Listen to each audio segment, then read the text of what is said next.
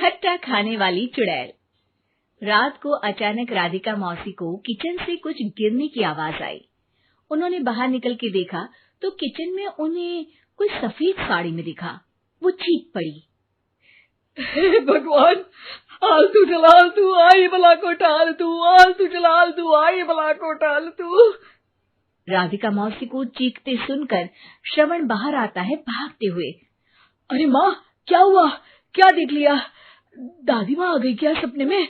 अरे बेटा, रसोड़े में देख तो कौन है? श्रवण रसोड़े में झांक कर देखता है और उसे कोई नहीं दिखता अंदर। अब रसोड़े में तो कोई नहीं है माँ। कोई सफेद साड़ी में नहीं है क्या? नहीं माँ, कोई भी नहीं है। चिल्लम चिल्ली की आवाज सुनकर काजल भी वहां आ जाती है। अब क्या हो गया माँ जी? अरे बेटा, रसोड़े में एक चुड़ैल थी सफेद साड़ी में। अरे क्या कर रही थी वो अंदर? अरे बताया नहीं, कल आएगी ना तो पूछ लूंगी। चुड़ैल जी, आपका क्या प्लान है? माँ जी, रात बहुत हो गई है, आपने कोई बुरा सपना देखा होगा, चलिए सो जाइए। राधिका मौसी सोने तो चली जाती है, पर उनको रात भर नींद ही नहीं आती। वो कुछ भी उलझुल बातें सोचने लगती है। कहीं चुड़ैल की वजह से तो घर में टेंशन नहीं हो रहा, कहीं उसी की वजह से तो वो दादी नहीं बन पा रही। सुबह जब राधिका मौसी रसोड़े में छानबीन करती है तो पाती है कि नींबू का अचार गायब है। चुड़ैल नींबू का अचार ले गई? मुझे तो ठीक नहीं लग रहा कुछ। चुड़ैल को भी पता है कि जिंदगी का असली मजा तो खट्टे में ही है। राधिका मौसी झट से श्रवण को फोन कर देती है। बेटा, मुझे समस्या समझ में आ गई है, हमें एक तांत्रिक की जरूरत है। अरे क्या बोल रही हो माँ, तांत्रिक की क्या जरूरत है? आप पूजा पाठ तो कर ही रही हो ना। आलतू जलालतू मंत्र सारे फालतू जैसे कुछ मंत्र पढ़ो, चली जाएगी अपने आप चुड़ैल। अरे नहीं बेटा, कभी चुड़ैल को कम नहीं समझते। अरे तुझे पता भी नहीं चलेगा कि कभी वो छल करके काजल की जगह घर की बहू खुद बन जाएगी। क्या माँ, कुछ भी बोल रही हो? कहाँ काजल और कहाँ चुड़ैल?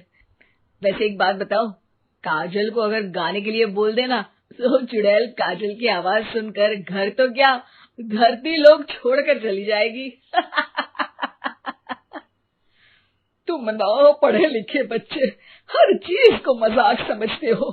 तुम रहने दो, मैं खुद ही तांत्रिक को बुला लेती हूँ। अच्छा सुन, शाम को इमली लेके आना। क्या है कि चटनी खाए बहुत दिन हो गए है ना? नहीं माँ, इमली तांत्रिक से ही मंगवा लो ना, आटा वगैरह भी उसी से पिसवा लेना। देखो मुझे काम करना है। श्रवण रात को कई तरह की सब्जियों के साथ माँ के कहने पे चटनी के लिए इमली भी ले आया था, लेकिन राधिका मौसी के दिमाग में अलग ही फिल्म चल रही थी।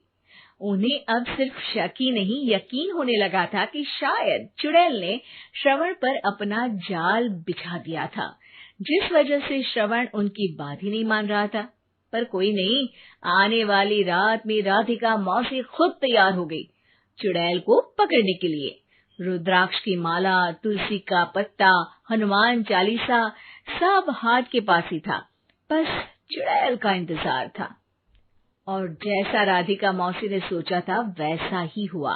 वो चुड़ैल उस रात भी आई, पर वो राधिका मौसी से तेज निकली और राधिका मौसी के उससे पकड़ने के पहले ही वो भाग खड़ी हुई।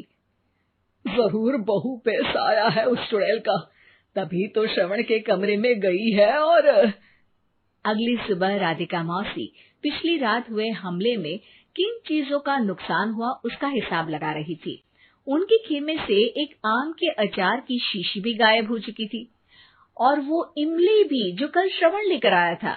राधिका मौसी इस बारे में सोच ही रही थी कि श्रवण जल्दी से रसोड़े में आकर दवाइयों की पोटली ढूंढने लगता है। अरे बेटा, क्या हो गया? अब माँ, वो काजल की तबीयत खराब है, बहुत घबराहट हो रही है उसे। हे भगवान, मैंने पहले ही कहा था कि तांत्रिक को बुला लेते हैं, पर नहीं, अब देखो उस चुड़ैल ने काजल को अपने वश में करना शुरू भी कर दिया है। हालांकि श्रवण भूतों में विश्वास नहीं करता था, पर अब वो भी डर जाता है और राजी हो जाता है एक तांत्रिक को बुलाने के लिए। कुछ ही घंटों में तांत्रिक आ जाते हैं और राधिका मौसी तांत्रिक जी को सब बता देती है। घोर संकट, घनघोर संकट, चुड़ैल को मारू जोर चाकट, ओम भट स्वाहा खटखा के आहा। अरे ये क्या मंत्र है? मेरे खुद के ओरिजिनल मंत्र है, कल रात को ही लिखे हैं, अच्छे लगे तो दाद चाहूंगा। एक और मंत्र सुनो। अर्ज किया है आब्राकडाब्रा, दिल्ली बम्बई आगरा, चंदा मामा सोवरले सुरन मामू जारा। ये मंत्र है? अरे कोई 40 वालीसा पढ़ो ना। वक्त कम है, 40 नहीं पड़ेंगे, 20-25 में काम चलाना पड़ेगा। अलग निरंजन जाके लंदन, मुफ्त का मंजान घिस मेरे नंदन। अरे जल्दी करो तांत्रिक जी, जल्दी करो। तांत्रिक अपने उल झलूल मंत्र पढ़ने लगता है। श्रवण को तांत्रिक पे शक होता है। वो अपने एक डॉक्टर दोस्त को कॉल कर देता है ताकि कोई अनहोनी हो तो इमरजेंसी में चीजें मैनेज हो जाए। तांत्रिक धुनी रमाता है, जिसकी वजह से कमरे में काफी धुआं हो जाता है और जिसकी वजह से बहू की घबराहट बढ़ जाती है। अब भागेगी चुड़ैल। हाँ। बहू खांसते हुए धुएं से बचने के लिए बाहर चली जाती है। अरे भाग रही है, भाग रही है। पीछे पीछे श्रवण भी जाता है। बहू एक सोफे पर बैठ जाती है। तभी डॉक्टर दोस्त आ जाते हैं और श्रवण को पानी लाने के लिए कहते हैं।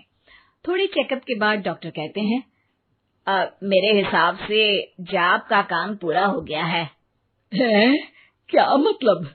अरे कुछ भी नहीं माँ, कोई चुड़ैल नहीं है, खुशखबरी है, अब दादी बनने वाली है। मगर वो सब अचार के डब्बे।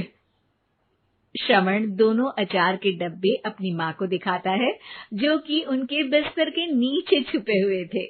आपने सही बोला था माँ, वो चुड़ैल काजल ही थी जो खट्टा खा रही थी। हमें कल ही पता चला, पर हमने आपको ये तांत्रिक वाला काम करने दिया ताकि आपको भरोसा हो जाए कि भूत वगैरह कुछ होता ही नहीं।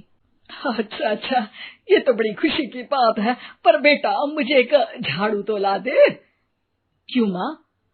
ये तांत्रिक का भूत उतारती हूँ मैं। अब तांत्रिक राधा मौसी के डर से घर से भाग निकलता है और राधा मौसी उसके पीछे भागती है। अरे संकट ये घनघोर है, तांत्रिक मुआ चोर है।